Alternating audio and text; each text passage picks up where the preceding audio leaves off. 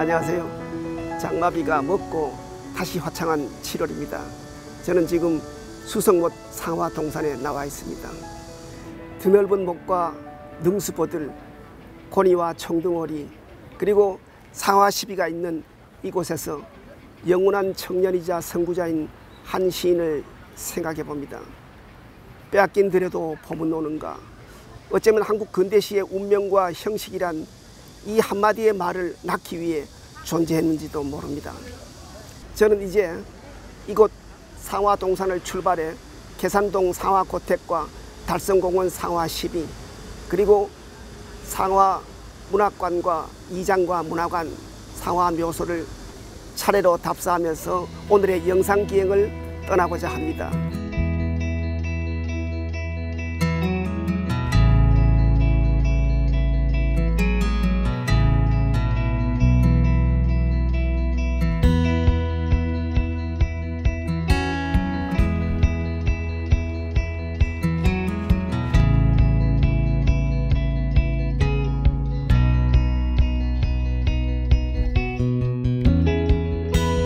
여기는 대구 근대 골목의 1번지이자 꽂힌 상화고택입니다.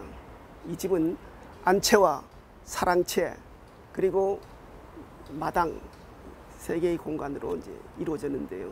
안채에는 소박한 가구와 유품들이 일부 남아 있습니다. 특히 용봉인학이라는 이 한자로 된 액자가 눈에 들어옵니다. 상정, 상화, 상백, 상호, 이를 통해 상화의 내형제가 우리는 매우 걸출한 인물임을 알 수 있습니다. 그리고 안방에는 가훈 반드시 애써 할 일이 있습니다. 모두 7개 조항으로 되어 있는데요. 이 첫 번째를 보면 서로 사랑하고 섬기고 위하여 살자라는, 이것은 상화 시인이 작곡하기 1년 전에 붓으로 직접 쓴 글씨라고 합니다. 여기서 우리는 섬김과 모심의 윤리와 아름다움마저 느끼게 됩니다. 그리고 생애 마지막 작품인 서러운 해조, 한 대목을 제가 한번 읽어보겠습니다. 일생 가운데 오는 젊음은 복스럽다는 사람의 못 감출 소름이러라로 끝을 맺고 있어 읽는 이로 하여금 시와 삶의 아이러니를 느끼게 합니다.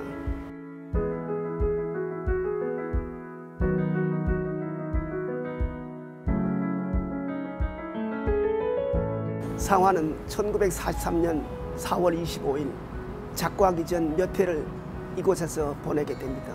그가 가지고 있는 꿈 중에 하나는 국문학사를 기술하고 춘향전을 영역하고 프랑시를 평석하는 원대한 꿈을 갖고 있었지만 병을 얻고 말아 그만 그 꿈을 접게 되지요. 생가는 여기서 얼마 떨어지지 않은 서문로 2가 11번지에 위치해 있습니다. 생가와 고택, 그것은 어쩌면 삶과 죽음의 거리이기도 하죠. 그리고 집은 그 생과 사에 깊이 관여하는 한편의 시와 같다는 생각마저 갖게 됩니다.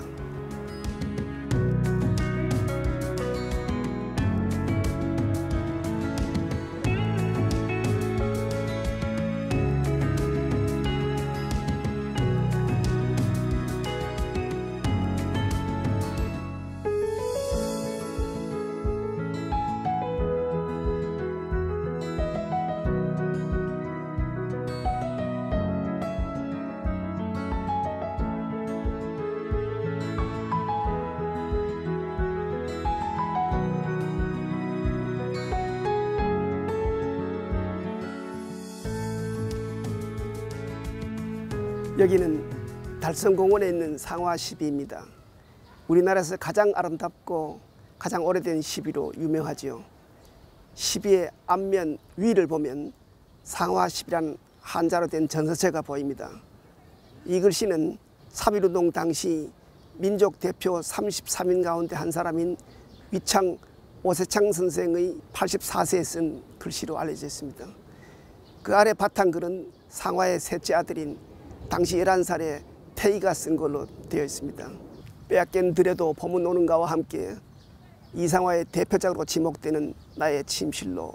이 시의 부제는 가장 아름답고 오랜 것은 오직 꿈속에만 있으라 하는 시인의 말이 매우 인상 깊게 와닿습니다. 가장 아름답고 오랜 거기로서의 침실은 부활의 공간이자 실존과 현실이며 어둠이라는 빛의 공간입니다.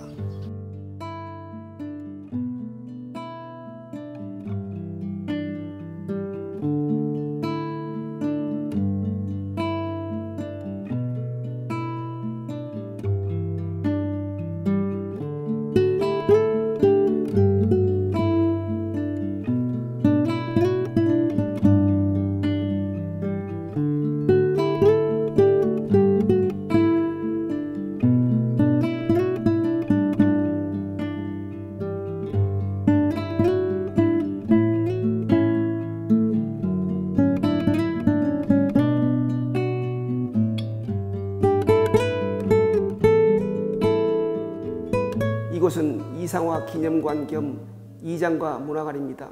이장과 사람들의 유품과 유물이 보관되어 있는 곳이죠.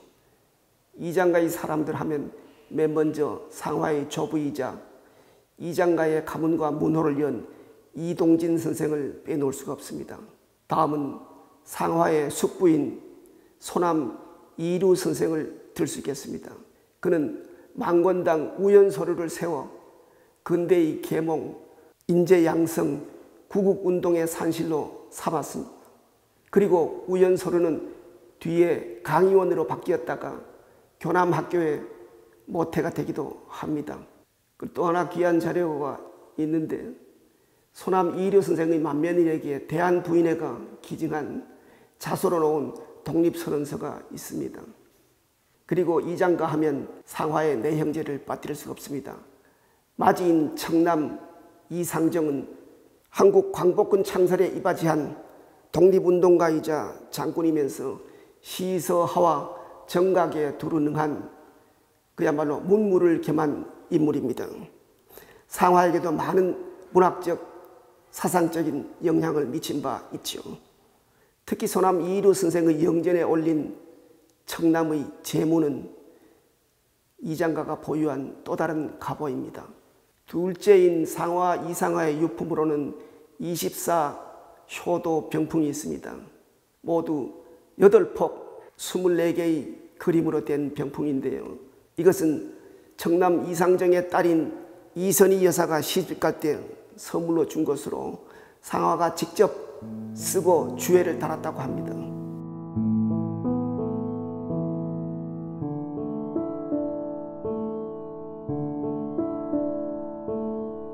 셋째인 이상백은 학자이자 체육인으로서 서울대 사회학과 교수를 역임하였고 대한체육회장, 한국올림픽위원회 위원장, IOC 위원 등을 역임한 바 있습니다. 한때는 형인 이상화와 거화 동인을 같이 하기도 했지요.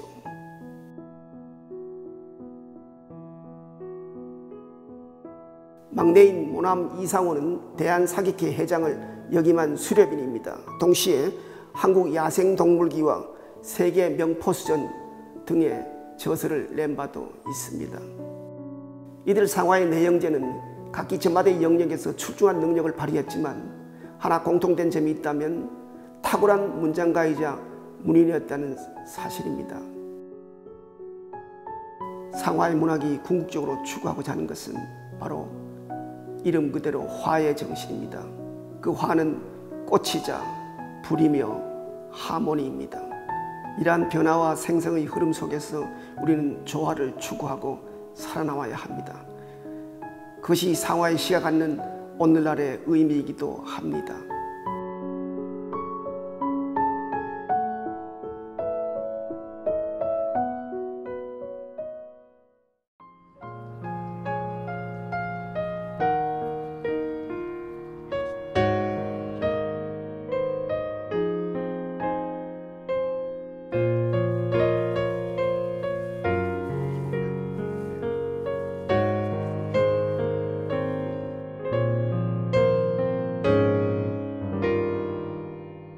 민족 정신과 시원이 빛나는 이상화와 함께 오늘 하루 해도 다 저물어 갑니다.